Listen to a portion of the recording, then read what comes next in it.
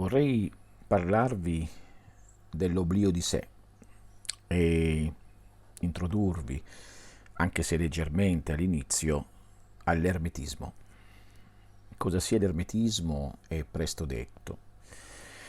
Possiamo dire che la scienza iniziatica in assoluto occidentale e che è stata mediata dalla maggior parte, se non tutte, le civiltà del bacino mediterraneo.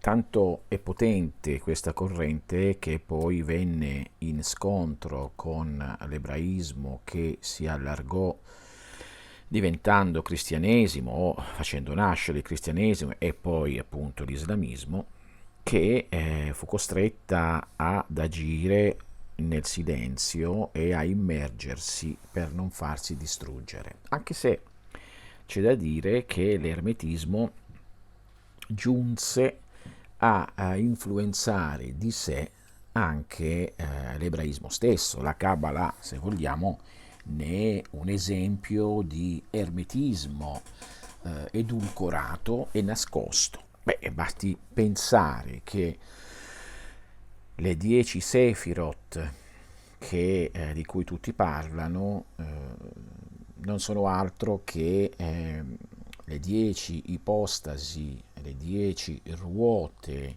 i 10 posti, chiamiamoli così, o cieli, della tradizione ermetica e poi anche di quella cristiana.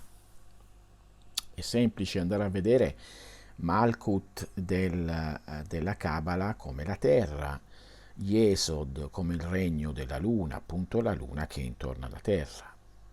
Dopodiché abbiamo Hod, quindi la sfera di Mercurio, e abbiamo Nezzach, la sfera di Venere, e che vanno a corrispondere ai pianeti corrispondenti. E poi c'è Tiferet, il Sole, e notiamo che c'è una perfetta simiglianza, una perfetta corrispondenza tra l'albero cabalistico e i cieli, cioè ossia i pianeti che ruotano sopra di noi.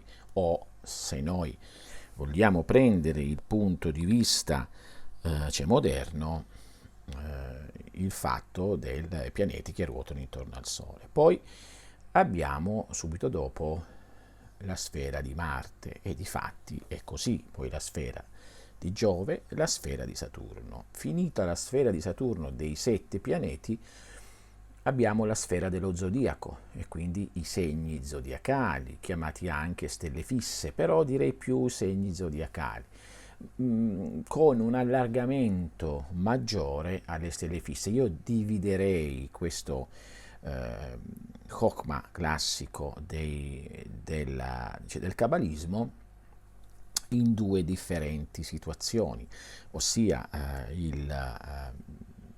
la sfera zodiacale come stelle fisse, proprio fisse dove si muove il Sole, quindi Tifaret stesso, e le stelle fisse che vanno oltre fino ad alzarsi in alto alla decima sfera o decimo cielo, che in questo caso diventa la sfera cristallina, cioè qualcosa che è al di là. E se andiamo ancora avanti, la Kabbalah ci parla di Ein Sof Aur, che è una sfera ancora oltre, e poi di Ein Sof, una sfera ancora oltre, fino a giungere all'Ain, o il cosiddetto nulla assoluto, vuoto, eccetera, eccetera, che non è per nulla così, ma è altro. Ciò che viene anche non visto è che io vi dico per la prima volta, tra l'altro, perché spesso faccio queste cose per farvi capire che la scienza ammonia è anche differente da quello che uno può pensare, è l'11ª sfera. Questa sfera chiamata Dat o conoscenza. Ma se noi come lo possiamo inserire direttamente in questo schema? La cosa diviene facile se noi andiamo a vedere che Dat si trova appena sopra ai 2 Sefirot, Gebura e Kesed, ossia Marte e Giove, e quindi prima di Saturno. E se noi andiamo a vedere il cielo, possiamo vedere, e quindi con i dati astronomici che tra Marte e Giove esiste una fascia di asteroidi che è la testimonianza di un pianeta che si è frantumato.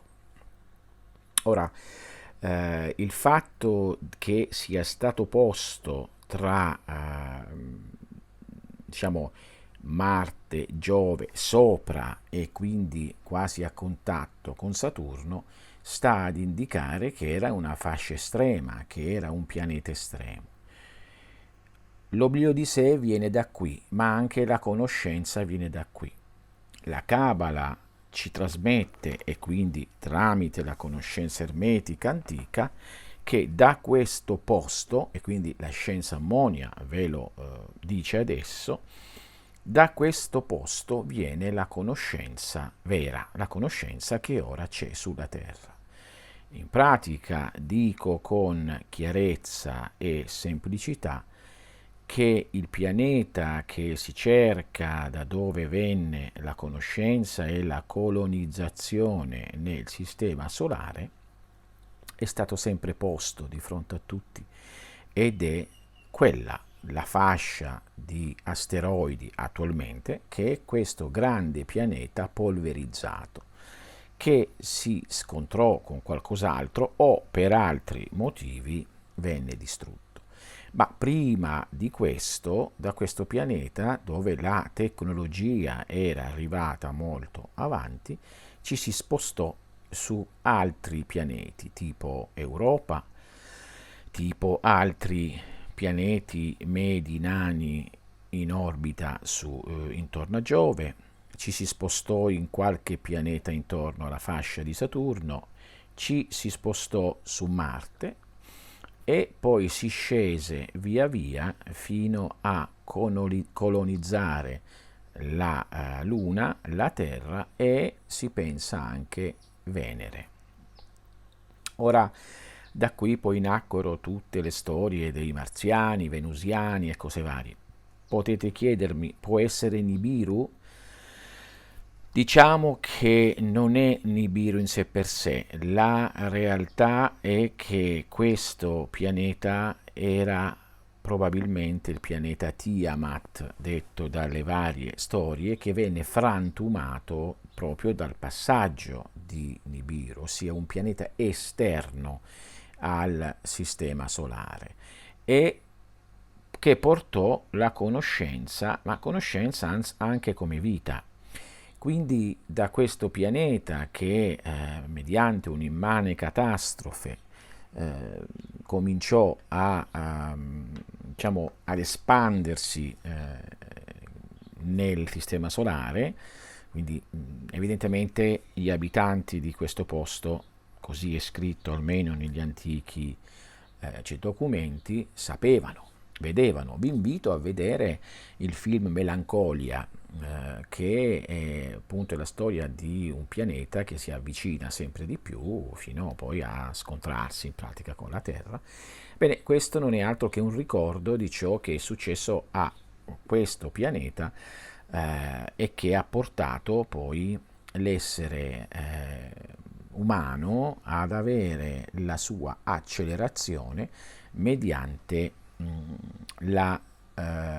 diciamo, il trasferimento su altri pianeti. Questo ci va ad indicare ed indica una cosa importante, che l'uomo non deriva direttamente dalla Terra, che l'uomo deriva da questo pianeta, di questa fascia di asteroidi, e che quindi porta la testimonianza nel sistema solare, tant'è vero che andando ad osservare appunto anche su Marte i resti, quando ancora non erano nascosti o cancellati, si va a vedere che la civiltà è simile a quella degli Egizi o anche ancora prima dei Sumeri.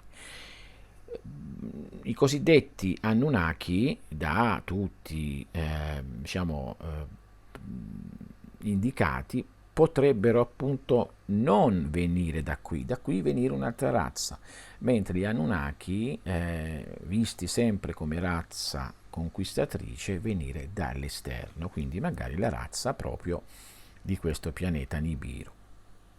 Si sarebbe avuto un incontro-scontro di due razze, bene o male, a livello molto avanzato, sul nostro pianeta e su Marte. Su Marte accadde qualcosa di devastante, dicono sempre le storie, per questo fu chiamato il pianeta della guerra. Ricordiamoci sempre che la scienza ammonia interpreta tutti i simboli che sono dati dall'antica mitologia. Quindi se noi andiamo a togliere il velo di questo, andiamo a vedere il pianeta della guerra, non c'è un perché. Il perché è perché lì si scontrò il gruppo che venne da questo pianeta distrutto con l'altro gruppo che venne dal pianeta esterno e quindi divampò questa enorme guerra e nell'antichità poi come mitologia rimase come pianeta della guerra, così come Venere divenne il pianeta dell'amore.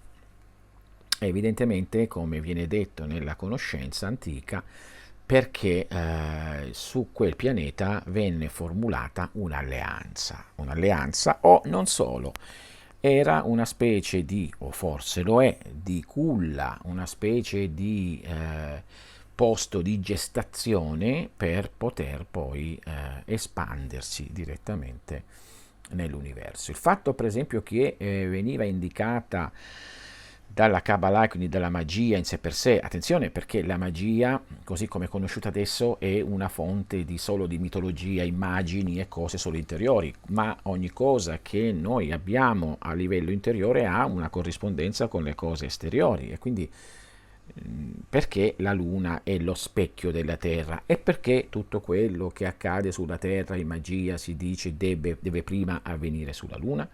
Beh, questo qui a livello alchemico e magico lo sappiamo perché corrisponde il corpo sottile del corpo umano.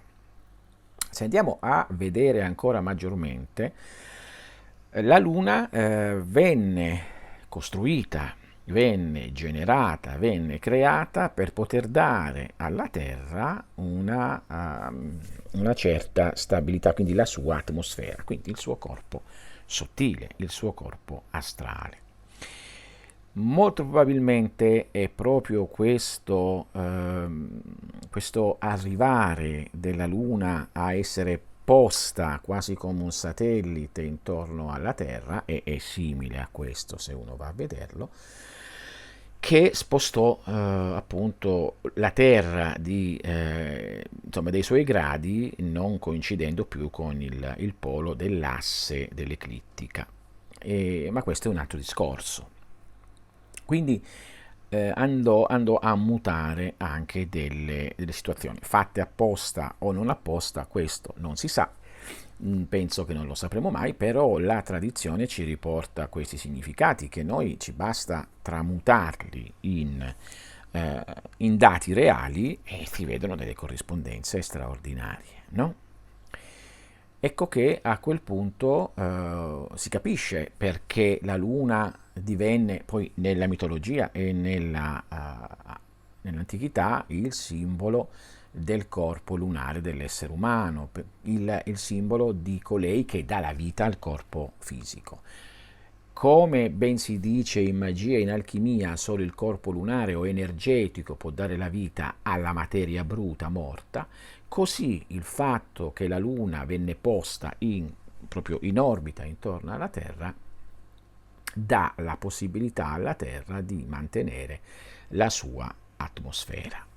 Quindi ha creato l'atmosfera e di conseguenza che cosa succede? Succede che ha dato la vita. Ecco l'altra spiegazione ed ecco perché si indica tutto ciò. Tra l'altro, sempre nell'albero cabalistico che possiamo trovare come collegamento sempre nei cieli e nell'osservazione dei cieli, vengono date anche dei sentieri, cioè sentieri che poi sono stati collegati collegati alle carte, alle 22 carte dei tarocchi, di cui non si sa, non dice perché deve essere 22, perché 22 sono le lettere ebraiche, d'accordo, ma per esempio in sanscrito sono più di 100, per esempio le lettere, allora perché non facciamo il sanscrito? Cioè, voglio dire, è una questione di andare a vedere più a fondo e non accontentarsi mai di delle risposte date dall'ignoranza, ignoranza nel senso di non sapere, non per andare a dire qualcosa di brutto.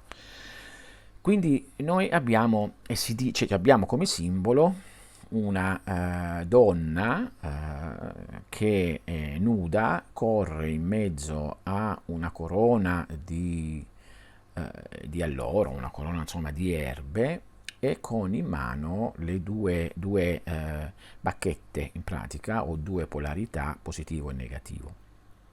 Intorno a questa donna ci sono agli angoli i 4 simboli dei 4 elementi. Ora, fuori da ogni simbolismo che poi è diventato metafisico, perché si sa che tutti i misteri, e ve lo dico ancora se non lo sapete, sono fisici,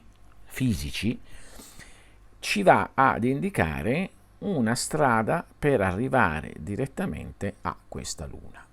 Ora faccio una piccola premessa, piccola deviazione su una premessa.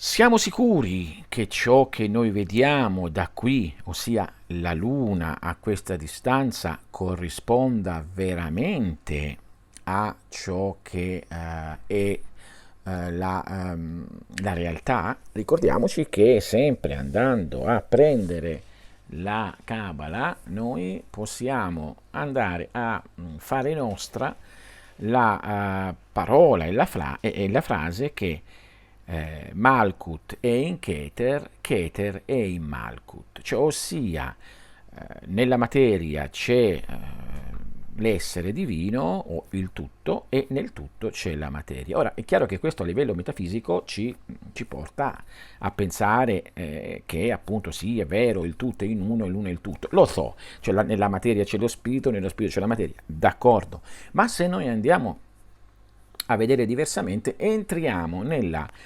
conoscenza della terra endosferica, cioè ossia che tutto ciò che è all'esterno e che è creato in realtà sia tutto all'interno, perché tutto è dentro. Ecco perché si dice anche ciò che è dentro è fuori, ciò che è fuori è dentro, no? O che poi sarebbe ciò che è in alto è come in basso, ciò che è in basso è come in alto. Quindi andiamo a vedere che forse ci sta dicendo che ciò che stiamo vedendo è un riflesso di ciò che c'è all'interno, un riflesso che va a mostrare ciò che non è. Beh, Platone ce ne parla nella sua diciamo, esegesi, parlando del mistero della caverna, oppure quando si dice che la verità è nascosta e che noi vediamo solo i riflessi di essa, e che tutto è dentro, e che ciò che appare all'esterno appare perché abbiamo dei sensi, e che alla fine in realtà ciò che noi vediamo come proiezioni esterne della molteplicità non sono altro che visioni, non sono altro che appunto riflessi su uno specchio, e non veri. Qui entriamo in quello che è il mistero della terra appunto endosferica, il mistero della terra vuota, il mistero della terra cava, che va a fare da contraltare a Malkut, il regno nascosto. Tra l'altro Malkut è il regno e indica appunto che è dominato da Malka, ossia dalla regina, e noi abbiamo la carta del tarocco che indica il passaggio per poter giungere alla luna. Io so benissimo che mi sto spingendo molto avanti e magari la gente non sarà d'accordo, ma lo so benissimo, io sto soltanto andando però a dare delle suggestioni, mostrando mediante la conoscenza tradizionale veicolata dalla scienza ammonia le varie significazioni, significanze, interpretazioni che vanno ad allargarsi con un occhio più denso, più materiale, più da toccare, e che non si sospetterebbe mai. Ecco perché si dice la Cabala bisogna studiarla, perché ha trasportato, ha nascosto la conoscenza. Beh, se andiamo a vedere, ricordiamoci che tutto ciò che è conoscenza ebraica non è farina degli ebrei, cioè non è farina del sacco degli ebrei, ma viene da Babilonia e dall'Egitto. Quindi la cosa buona che hanno fatto gli ebrei è riuscire a conservare tutto questo e quindi a trasmetterlo anche se in chiave abbastanza nascosta. Ora, io dissi tempo fa che una delle entrate che può essere nel mondo interiore o una delle uscite, se vogliamo, anche da questa terra, è una via appunto di terra. Un'altra era di aria, c'è di acqua, un'altra di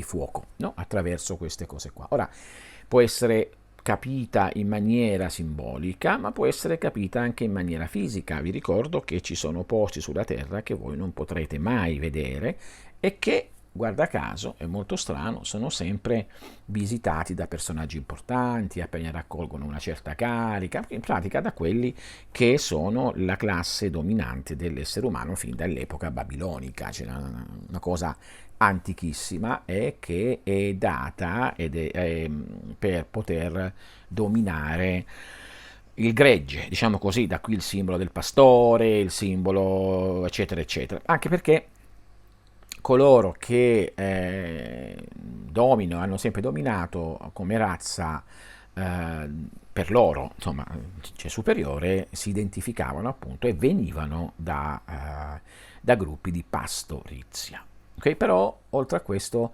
pastorizia indica anche altro a livello di lingua degli uccelli, ma non andiamo lì, altrimenti poi ci allarghiamo troppo. Ecco, fatto questa premessa, questa specie di alveo per dare un input, per dare delle conoscenze in più, per dare delle coordinate maggiori e diverse, torniamo un pochino ad andare ad osservare questo. Quindi ecco che il passaggio per arrivare alla Luna, cioè ossia il riflesso della Luna, se vogliamo, viene attraverso questo sentiero che indica la polarità, che non è per forza maschio e femmina, cioè se avessero voluto mettere il maschio e la femmina, mettevano il maschio e la femmina, cioè non mettevano la polarità in mano a una donna.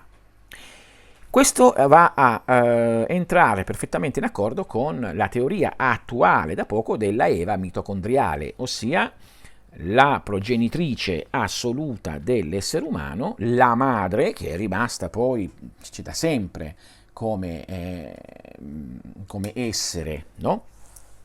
Come essere supremo, se vogliamo, di questa creazione, e che ha la capacità di autogenerarsi. Tant'è vero che una donna può fare a meno di avere un maschio e quindi autogenerarsi. Ok? E il fatto di vedere poi ai quattro angoli i quattro poteri cosiddetti, che poi sono diventati sfingetici, con Eliphas Levi sono assurti a un'idea solo religiosa, ci va ad indicare le quattro possibilità di creare un essere umano. Cioè, per creare un essere umano, ci dice la carta, c'è bisogno di due polarità, di un grembo che sia femminile o con dei gameti femminili e di quattro possibilità di vita. Uno fisico, molto denso, le ossa, uno che sia meno fisico e quindi devo dire più acquatico, no? E quindi tutto ciò che sono le cose, i liquidi che devono circolare, uno diciamo che sia aereo, quindi capacità di poter scambiare le cose aeree, l'altro che sia energetico e quindi che c'è il fuoco.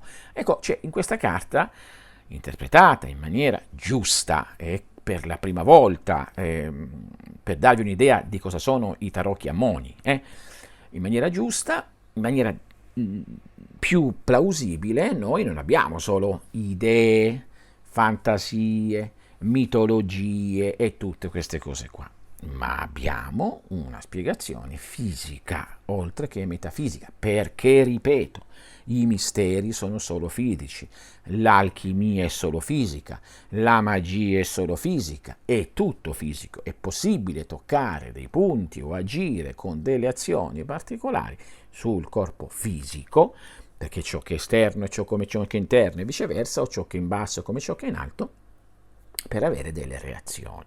Questa è la grande conoscenza. Il problema poi è la mappa, andare a capire da questa mappa come accade. La mappa ce lo offre l'universo osservandolo, ecco che diventa a questo punto come stelle, come pianeti, eccetera, eccetera, il riflesso di ciò che c'è dentro. Beh, questo ci porta al prossimo podcast, al prossimo nostro incontro per andare ad allargare questa cosa qui. Per ora vi basta sapere queste suggestioni. Ecco che l'oblio di sé viene dal fatto di non sapere che la conoscenza viene da questo pianeta distrutto, ma che è rimasto, e che è rimasto nelle varie mitologie e che ci ha trasmesso anche la Kabbalah e che noi vediamo anche osservando, quindi dall'interno all'esterno, però diamo per scontato che siano esterne queste cose. Da qui vengono tutte le conoscenze anche, quando mi viene chiesto ma perché maestro, che ne so, nel cielo si sono state viste certe stelle e si è pensato quello è Pegaso, quello è quello, perché sono interne, perché tutto è talmente interno che appena si vede all'esterno, viene proiettata all'esterno come i nostri sensi, no? Noi vediamo all'esterno la cosiddetta realtà, ma in realtà è dentro di noi. Io dissi tempo fa, i nostri 5 sensi sono dei proiettori che proiettano all'esterno, quindi noi sappiamo, vedendo gruppi di stelle o cose varie, dentro di noi a cosa corrispondono. Ripeto, è un altro discorso, andiamo a vederlo e da lì quindi possiamo vedere poi il nostro destino, col movimento dei pianeti, il movimento delle posizioni, cose varie, ci va a fotografare all'esterno, perché altrimenti non possiamo vederlo, perché uno non può vedere se stesso se non è riflesso da qualche altra parte, è il classico mito di Narciso, no? Il nostro destino, con stelle e pianeti che si muovono, eccetera, eccetera, e con l'astrologia che ha una base fisica reale, non ha una base finta.